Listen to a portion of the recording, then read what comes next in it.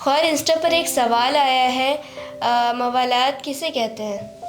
کچھ اعمال کے واجبات میں ترتیب اور موالات کی شرط ہے، جیسے وضو اور غسل۔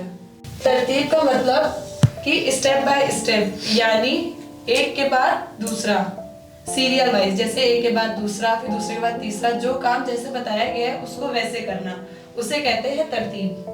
ٹھیک ہے؟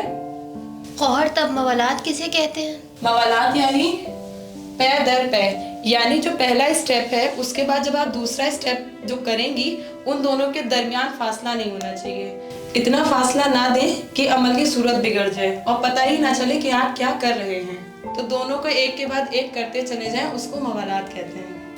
فار ایگزامپل کہ آپ وضو کر رہی ہیں، آپ نے اپنا منہ دھویا اور گیٹ پہ کوئی آ گیا، آپ چلی گئی، دیکھا اور جو آئے تھے ان سے آپ نے بات کیا، ٹھیک، پھر آپ آئیں، آپ نے دوسرا عمل انجام دیا، انجام دینے کے بعد پھر آپ اس کے بعد چلی گئی دوسرا کام کرنے، پھر آپ آئیں، آپ نے مسح کیا، تو آپ اس طرح اگر وضو کریں گے تو آپ کا وضو باطل ہو جائے گا۔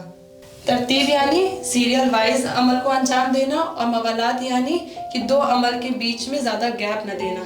ناظرین، انسٹاگرام پہ ہمارے پیج کو حوضہ معصومہ قم کو فالو کریں، اور آپ کے پاس جو بھی سوالات ہیں وہ ہم سے ضرور پوچھیں۔ تب تک کے لیے خدا حافظ۔